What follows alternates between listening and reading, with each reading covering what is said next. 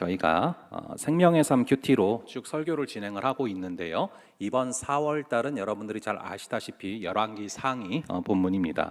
지난번에 한번 말씀드렸지만 구약은 크게 4가지 그룹으로 나뉘어지고 있습니다. 첫 번째 그룹은 창세기, 출애굽기, 레위기, 민수기, 신명기, 바로 이렇게 모세 오경으로 나뉘고 있고요. 두 번째 그룹은 바로 역사서인데요. 한번 저를 따라해 보겠습니다. 여호수아, 사사기, 룻기, 삼상하, 왕상하, 대상하, 에스라, 느헤미야, 에스더. 이렇게 총 12권인데요. 제가 중간에 삼상하, 왕상하, 대상하 이랬는데 이게 뭐냐면은 사무엘상하, 열왕기상하, 역대상하예요. 그래서 우리가 읽은 열왕기상이 바로 이 두 번째 그룹 역사서에 들어간다라는 것을 우리가 확인할 수 있어요. 그래서 열왕기상은 역사서다라는 것을 꼭 기억하시는 게 중요합니다. 그리고 우리가 지난달에 살펴봤던 이 시편은 세 번째 그룹에 들어가는데요. 이 시가서죠. 욥기, 시편, 잠언, 전도서, 아가서 이렇게 세 번째 그룹이고 마지막 네 번째 그룹은 바로 이사야부터 말라기까지 바로 선지서라고 이렇게 구분이 됩니다. 자, 그래서 우리가 묵상할 열왕기상이 역사서에 해당된다. 이 특성을 아시고 들어가는 것이 굉장히 중요하다라고 거듭 말씀드립니다. 이 세상에서 역사를 기록할 때는 각 왕들이 얼마나 많은 업적을 남겼는가가 굉장히 중요합니다. 근데 성경의 역사는 조금 기준이 다릅니다. 예를 들어서 이 여로보암 왕은 세상적으로 볼 때 북이스라엘의 엄청난 역사들을, 엄청난 업적들을 가져왔거든요.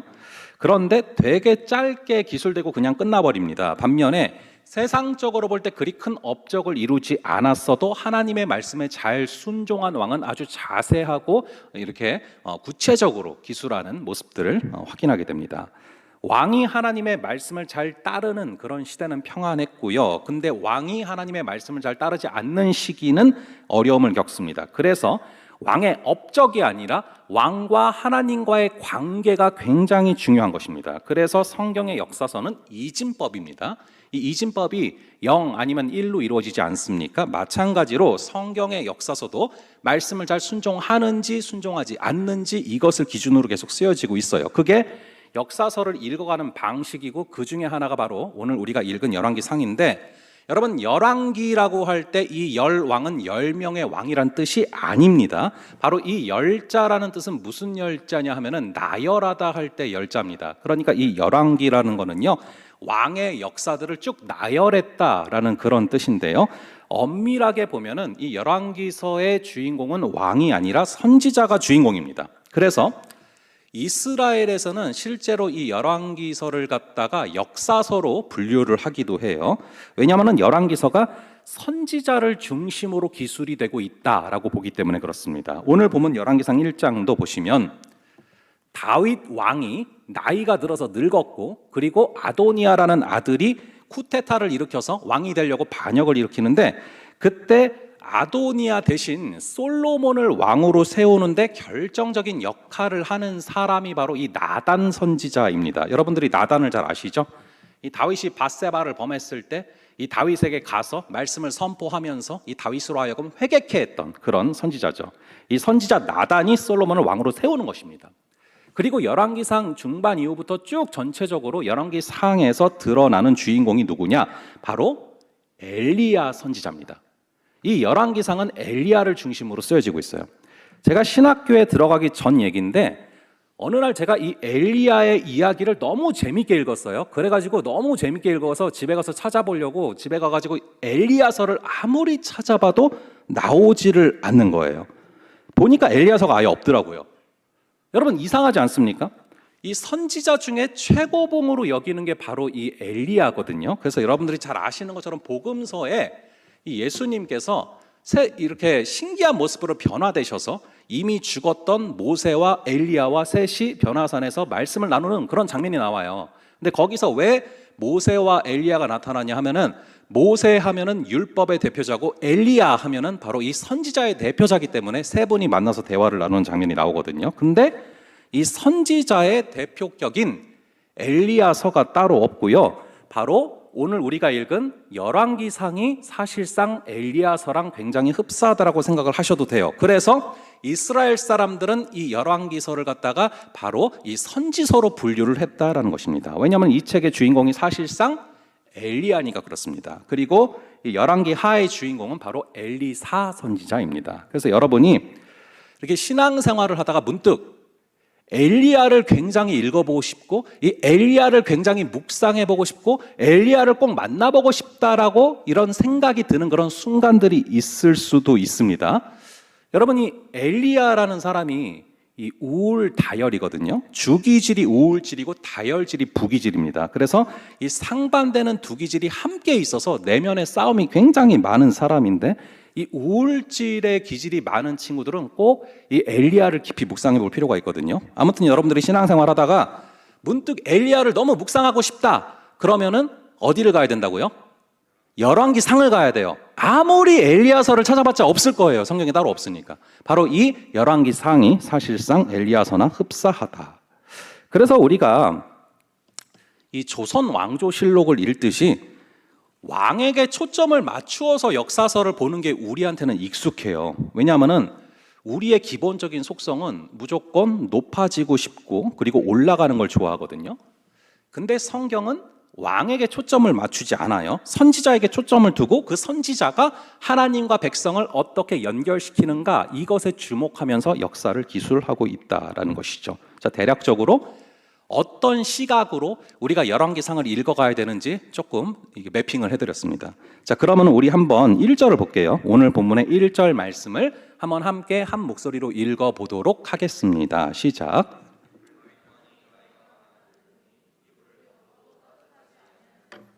성경은요, 어떤 사실을 아주 객관적이고 정확하게 기술을 합니다.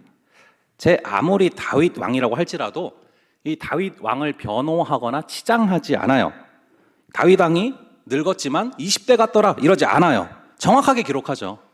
나이가 들어서 몸이 쇠약하다라는 거예요. 그래서 이불을 덮었는데 어떻다라고 나옵니까? 이불을 덮었지만 따뜻하지가 않더라, 추웠더라. 나이를 먹었다는 거죠. 저도 좀 그래요. 제가 제일 억울한 것 중에 하나가 덩치가 크니까 추위를 안 타는 줄 알아요. 절대 그렇지 않습니다. 덩치가 큰 사람들은 면적이 크잖아요. 그러니까 바람도 더 많이 맞이하게 되니까 추위를 많이 타요. 같은 원리로 더위도 많이 탑니다. 그래서 제가 더위도 많이 타는데 추위까지 많이 타니까 우리 아내가 종종 가지가지한다 그러는데 이게 나이가 들면은 이게 점점 더 추워져요. 근데 이 젊은 애들 보면요, 한겨울에도 반팔 입고 다니는 애들이 있습니다. 저는 파카를 입어도 추운데 똑같은 날씨인데 반팔을 입고 다니는 사람이 있거든요. 우리 집에 한 명 있어요. 겨울에 반팔 입고 다니는 애, 막내 아들. 그러니까 여러분 이게 무슨 말씀인지 아시겠죠? 이불을 덮어도 따뜻하지 아니하더라. 파카를 입어도 따뜻하지 아니하더라. 그러니까 여러분 부모님들이 자녀들 나갈 때 추우니까 옷 두껍게 입고 나가라 그러잖아요. 본인이 추운 거지 애들은 안 추운 거죠. 추우면 알아서 다 입습니다. 그러니까 이불을 덮어도 몸이 추웠더라 다윗 왕이, 이 얘기는 다윗 왕이 노쇠했다라는 거예요. 그래서 이후에 나오는 2절부터 4절을 보시면은 그렇게 노쇠해진 다윗 왕을 위한 조치가 나옵니다. 그런데 이 2절부터 4절까지는 사실 우리가 우리의 상식으로 이해하기가 좀 힘든 얘기예요.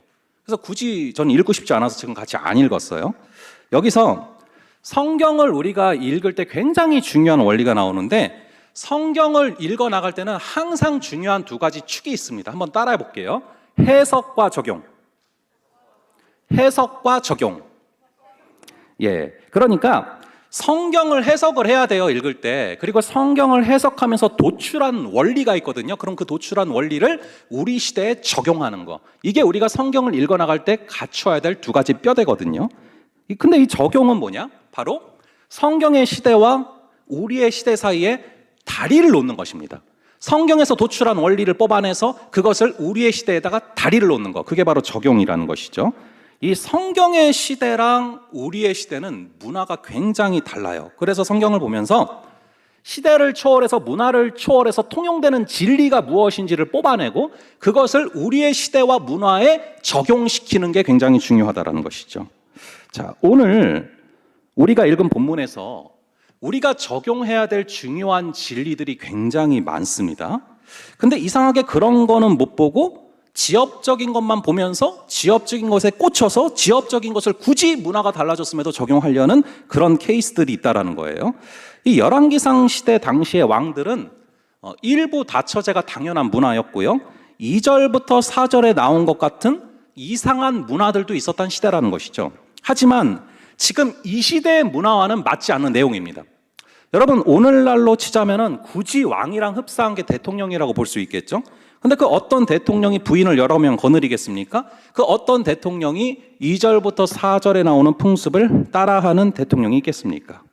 그리고 이것은 문화를 떠나서 궁극적으로도 사실은 성경의 가르침과 위배가 됩니다. 창세기에 보시면은 아담과 하와가 첫 가정을 이루게 하시지 않습니까? 그러니까 일부 일처제가 성경적인 가정의 모습인데 죄악으로 인해서 타락한 시대들이 있었구나라고 보시고 넘어가면 돼요. 핵심은 뭐냐? 그만큼 다윗 왕이 나이가 들었더라. 그만큼 다윗 왕이 노쇠해졌더라. 이게 핵심이에요. 그래서 5절에 보시면 다윗 왕이 늙어서 노쇠한 틈을 타서 아도니아라는 아들이 반역을 하려고 하는 거예요. 그걸 한번 볼게요. 오늘 본문의 5절의 말씀을 함께 한 목소리로 읽어보도록 하겠습니다. 시작. 그때 학기세 아들 아도니아가 스스로 높여서 이르기를 내가 왕이 되리라 하고 자기를 위하여 병거와 기병과 호위병 50명을 준비하니. 다윗은 우리가 굉장히 좋아하고 부러워하는 인물이기도 하지만 실제로 그의 삶은 참 힘들고 괴로웠습니다.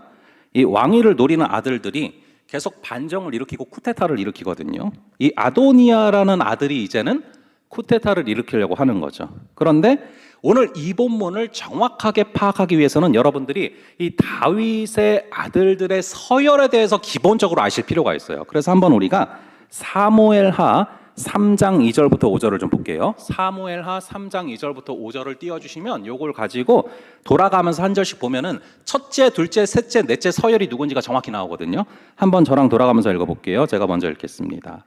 다윗이 헤브론에서 아들들을 낳았을 때 맏아들은 암논이라 이스라엘 여인 아히노암의 소생이요. 둘째는 길랍이라 갈멜 사람 나발의 아내였던 아비가일의 소생이요. 셋째는 압살롬이라 그술 왕 달메의 딸 마아가의 아들이요. 넷째는 아도니아라 학기세 아들이요. 다섯째는 스바디아라 아비달의 아들이요. 여섯째는 이브람이라 다윗의 아내. 이름이 왜 이렇게 어려워? 그렇죠? 예. 그래서 여러분 이렇게 다윗의 아들들을 쭉 살펴보면 첫째가 누굽니까? 암논. 둘째는 길르압. 셋째가 압살롬. 그리고 넷째가 바로 오늘 본문에 나타나는 반역을 일으키려고 하는 아도니아죠.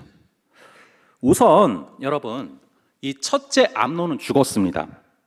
셋째 압살롬이 다윗에게 반역을 일으켰을 때 압살롬이 첫째를 죽였거든요. 그리고 둘째 아들의 이름은 길르압이라고 나오는데 다윗이 아비가일과 낳은 그런 아들인데 성경에 전혀 기록이 나오지 않기 때문에 이 아비가일은 낳자마자 일찍 죽었을 거다라고 많은 학자들이 동일하게 추정을 합니다. 그래서 첫째 암논 죽었죠. 둘째 길르압 죽었죠. 그리고 셋째 바로 이 압살롬도 반역을 일으켰다가 다윗의 오른팔에 해당되는 이 요압 장군이 지나친 과잉 충성을 하면서 이 압살롬을 죽여요. 아무리 압살롬이 다윗에게 반역을 했다고 할지라도 압살롬이 이 다윗의 아들인데 이 요압이란 장군이 생각이 없는 거죠. 그렇게 과잉 충성하는 과정 가운데 셋째를 요압 장군이 죽입니다. 그렇게 다윗의 마음이 찢어지는 거예요. 이게 여러분 곰곰이 생각을 해보시면은 다 밧세바를 범죄한 후에 벌어지는 사건들이거든요. 다윗이 한 가정을 무너뜨리고 나서 다윗의 가정이 처참하게 무너지는 모습을 보게 돼요. 셋째 아들이 첫째를 죽였고 둘째도 죽었고 셋째 아들이 반역을 일으키다가 자기 자신의 믿었던 오른팔에 의해서 죽임을 당하는 거죠. 이처럼 죄를 지었을 때 죄를 용서하시고 다시금 기회를 주시고 받아주시는 우리 하나님이시지만 그 죄의 대가는 너무 처참하다라는 거예요. 그래서 여러분들 죄는 안 지는 게 가장 좋은 겁니다. 어쨌든 아들 중에서 첫째부터 셋째까지 다 죽었어요. 그러면은 남아있는 아들들 중에서 가장 서열 1위가 누굽니까? 바로 넷째인 아도니아, 바로 오늘 본문에 나오는 아도니아가 현재 서열 1위죠. 이걸 알고서 다시 5절을 보시면 5절이 무슨 말씀인지 이해가 됩니다. 다시 한번 오늘 본문의 5절을 함께 읽어보겠습니다. 시작. 그때 핫깃의 아들 아도니아가 스스로 높여서 이르기를 내가 왕이 되리라 하고 자기를 위하여 병거와 기병과 호위병 50명을 준비하니. 이제 무슨 얘기인지 아시겠죠? 내가 현재 서열 1위니까 첫째, 둘째, 셋째 다 죽어서 내가 서열 1위니까 내가 왕이 돼야 돼. 이런 마음을 가지고 있는 자가 바로 아도니아였다라는 것입니다. 게다가 6절에 보니까 이렇게 나와 있네요. 우리 한번 6절도 함께 한 목소리로 읽어보겠습니다. 시작. 그는 압살롬 다음에 태어난 자요 용모가 심히 준수한 자라. 그의 아버지가 내가 어찌하여 그리하였느냐 하는 말로 한 번도 그를 섭섭하게 한 일이 없었더라. 용모가 심히 준수한 자라. 물론 잘생긴 거랑 왕이 되는 거랑 무슨 상관이냐 싶지만 그래도 기왕이면 잘생기면 좋겠죠. 그리고 이제 뒷부분이 중요한데 아버지 다윗한테 욕을 먹은 적이 단 한 번도 없었다. 행실이 완벽했다. 그래서 자기가 스스로 왕이 되려고 했다는 거죠. 하지만 여러분, 이스라엘의 왕은 누가 세우십니까? 하나님이 세우시는 거예요. 그래서 하나님이 세우시는 왕이 아니라 자기가 스스로 왕이 되려고 한 자들은 왕이 다 될 수 없었다라는 것이 역사서의 중요한 포인트입니다. 방금 살펴본 것처럼 뭐 서열 1위겠다, 조건 좋겠다, 그럼 누가 봐도 왕이 되는 거죠. 그러면 여러분 어떻게 하면 됩니까? 기다리면 돼요. 그런데 이 아도니아는 기다리지를 못하고 아버지가 늙어서 이불을 덮어도 추운 지경이 됐으니 내가 왕이 되겠다라고 스스로 반정을 일으킵니다. 이게 우리 한계예요. 심지어 이 아도니아는 기다리지 못하고 사람들을 불러서 자기가 곧 왕이 될 거라고 파티까지 엽니다. 이게 솔로몬이랑의 차이점이에요. 솔로몬은 왕이 된다라는 말씀을 들었을 때 예배를 드리는데 아도니아는 스스로 왕이 되겠다고 잔치를 엽니다. 우리가 어떤 자리에 서게 되는 것은 내가 스스로 세우는 게 아니라 하나님께서 세워주시는 것입니다. 여러분이 아도니아와 다윗이 얼마나 다른지를 한번 생각을 해보세요. 사무엘 선지자가 직접 다윗에게 와서 너가 왕이 될 거라고 기름까지 부었습니다. 그런데 다윗이 바로 왕이 되진 않잖아요. 오히려 사울의 질투에 사울한테 찍혀가지고 도망자가 되고 광야로 도망다닙니다. 그러다가 그 죽을 고생을 하다가 굴에서 직접 자신이 사울을 죽일 수 있는 절호의 찬스가 왔어요. 이제 사울만 죽이면 자기가 이미 왕이 될 거라는 기름 부음도 받았겠다. 바로 왕이 됩니다. 그런데 안 죽이잖아요. 여호와께서 기름 부으신 자를 내가 죽일 수 없다. 그랬더니 결국 하나님께서 정리하시고 하나님께서 다윗을 왕으로 세우시잖아요. 여러분 평생 여러분들 살 때 이 다윗과 같은 패턴으로 사셔야 돼요. 다윗같이 사셔야 됩니다. 내가 스스로 높이려고 하는 아도니아처럼 살지 마시고 주께서 높여주실 때까지 참고 기다려야 되는 거예요. 그럼 때가 됐을 때 높여주시고 그렇게 주께서 높여주시면 견고해서 흔들리지 않습니다. 여러분 이 기다림이 중요하다는 거예요.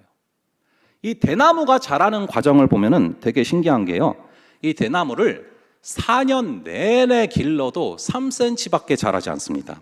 그런데 그 4년이 됐을 때 포기하지 않고 조금만 더 기르면 5년째가 지나가면서 하루에 30cm씩 자라나는 시점이 오고 6주 만에 30m가 자라거든요. 그래서 비 온 뒤에 죽순이 하루에 막 1m씩 자라나는 것을 보고서 우후죽순이란 말까지 생겼어요. 우후죽순처럼 생긴다. 그럼 대나무는 왜 5년 내내 3cm밖에 안 자라다가 5년이 넘어가면서 6주 만에 30m가 자라납니까? 이 5년 동안은요, 눈에는 보이지 않지만 깊이 뿌리를 내리면서 이 마디 아시죠? 마디. 이 마디라는 게 성장을 하는 것입니다. 그리고 마디가 탄탄히 성장하고 나면은 죽순 단계에서는 이미 탄탄하고 넓어진 그 마디의 굵기대로 위로 쭉 자라나는 것이죠. 눈에 안 보이지만 굵기를 탄탄하게 넓히는 그 시기가 필요하고 그것만 세팅되고 나면은 위로 자라나는 것은 시간 문제인 것입니다. 그래서 우리가 살면서 절대로 의미가 없는 정체가 없습니다. 내게 왜 응답이 없으시지? 내게만 왜 응답하지 않으시지? 왜 내게만 아무런 역사가 없으시지? 하나님께서 나를 강하게 만드시는 과정이에요. 믿음 생활을 하시다가 여러분들이 이상하게 정체가 되는 순간이 온다면 꼭 기억하세요. 바로 마디를 만들고 계시는 순간입니다. 이 마디를 만드셔야 위로 솟구칠 수 있거든요. 우리가 이 느티나무처럼 휘는 나무가 아니라 대나무처럼 솟구치는 나무가 되게 하시려고 마디를 튼튼하게 만드시는 시간을 인내할 수 있어야 되는 것입니다. 그러니까 이 다윗이 대나무라면 이 아도니아는 느티나무인 거죠. 방금 위에서 본 것처럼요, 뭐 서열 1위겠다, 조건 좋겠다. 그럼 누가 봐도 왕이 되는데 조금 기다리면 되는 거거든요. 근데 아도니아는 기다리지 못하고 스스로 나서서 자기가 자신을 높이면서 왕으로 세우려고 했다라는 것이죠. 우리는 하나님이 세우시는 왕을 기다리는 게 아니라 내가 생각할 때는 이 사람이 좋겠다, 내가 생각할 때는 저런 사람이 좋겠다, 이렇게 자기 생각을 내세우는 거죠. 그래서 저도 사람을 세워야 할 때는 엄청나게 기도합니다. 절대 쉽게 세우지 않습니다. 좀 늦어지더라도, 좀 답답하더라도 기도하고 고민하거든요. 특히 내 생각에 딱 이 사람이다라는 생각이 들면 굉장히 조심하고 여쭤보는 시간을 갖습니다. 근데 오늘 본문에 보면 아도니아는 심지어 자기가 자기 자신을 스스로 왕으로 세우려고 하는 거죠. 게다가 그의 생각에 동조하는 자들이 있습니다. 그게 바로 7절인데요. 우리 한번 7절의 말씀을 함께 한 목소리로 읽어보겠습니다. 시작. 아도니아가 스루야의 아들 요압과 제사장 아비아달과 무이하니 그들이 따르고 도우나. 그 당시에 정치적으로 가장 세력이 컸던 것이 아까 말씀드렸던 그 요압 장군이에요. 요압이 다윗의 가장 최측근이자 다윗의 오른팔이고 가장 힘이 센 장수거든요. 심지어 다윗도 요압을 마음대로 못해서 속 끓일 때가 많았어요. 근데 요압이 지금 아도니아 편이 됐습니다. 거의 게임 끝난 거죠. 게다가 제사장 이 아비아달, 정치와 종교를 아우르는 사람이에요.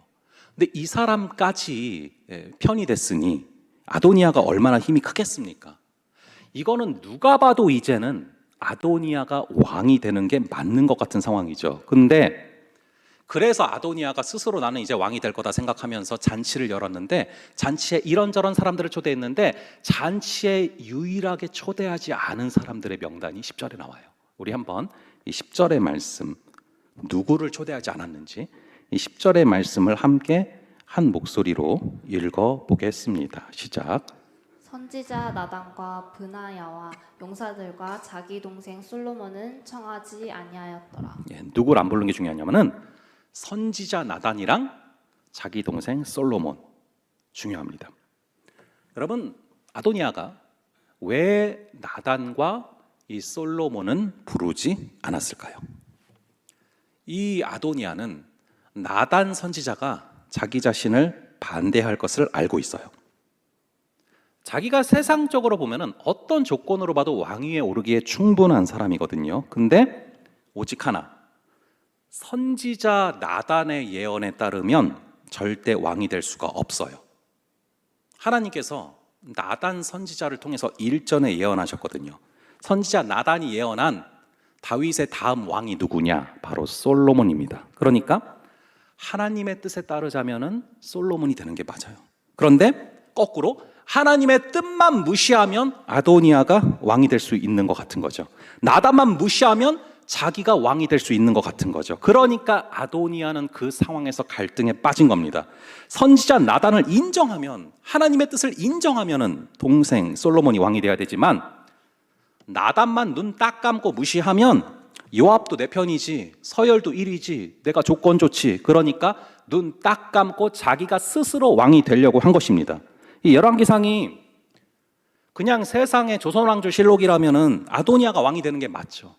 그런데 왜 열왕기상은 아도니아가 아니라 솔로몬이 왕이 되는 것을 지지합니까?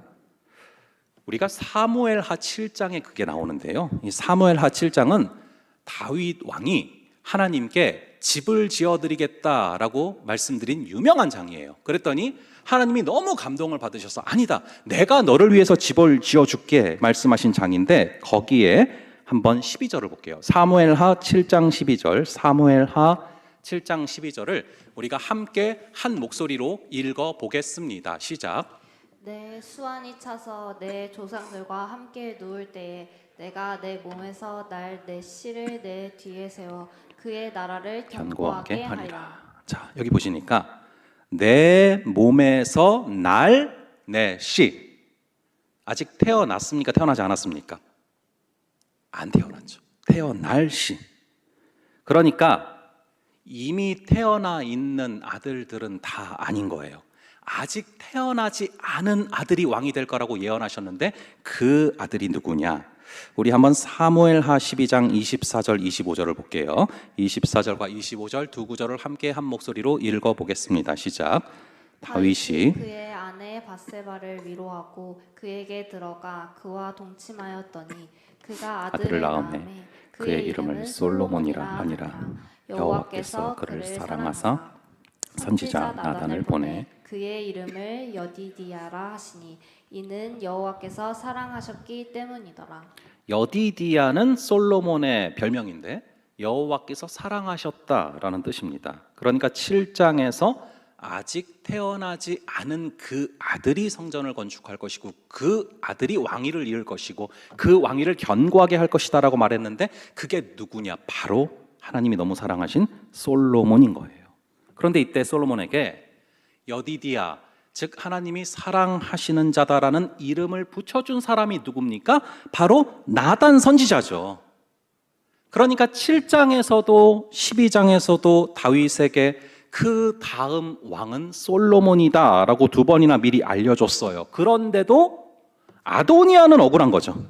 누가 봐도 내가 서열 1위인데 얼굴도 잘생겼는데 심지어 행위도 완전한데 게다가 요압도 내 편이지, 이거는 완전히 내가 왕이 될 것 같다, 게임 끝났다 생각을 했겠죠. 하지만 딱 하나, 나단 선지자와 솔로몬 때문에 궁극적으로는 하나님 때문에 아도니아는 왕이 될 수가 없어요. 그래서 쿠데타를 일으킨 것입니다. 여러분, 하나 제가 질문을 던지겠습니다. 여러분들 살면서 하나님은 여러분들의 삶에서 변수입니까? 상수입니까? 하나님은 여러분들의 삶에서 변수가 됩니까? 상수가 됩니까? 하나님은 있다가 없는 그런 변수가 아니에요. 하나님은 여러분들의 삶의 상수입니다. 하나님만 없으면 모든 것이 완벽한 상태 가능할까요? 절대 가능하지 않아요. 하나님은요, 변수가 아니라 상수고요. 하나님은 모든 것이 되십니다. 그러니까 살면서 하나님이라는 한 가지 요소만 빼고는 모든 게 완벽하게 준비된 것 같다, 그런다고 해서 절대 일이 이루어지지 않습니다. 반대로 사람의 눈으로 봤을 때 아무런 조건도 가능해 보이지 않아요. 아무런 것도 안 될 것 같아요. 그런데요, 하나님이라는 한 가지 조건만 있으면 돼요. 모든 조건이 안 될 것 같아요. 그래도 하나님 한 분만 계시면 된다고요. 왜냐하면 이 모든 세상을 주관하시는 분이 하나님이시고 우리를 창조하신 분이 하나님이시고 이 세상의 역사를 끌어가시는 분이 하나님이시기 때문인 줄을 믿으시기 바랍니다. 그러니까 이 아도니아는 애초에 생각을 잘못한 거예요.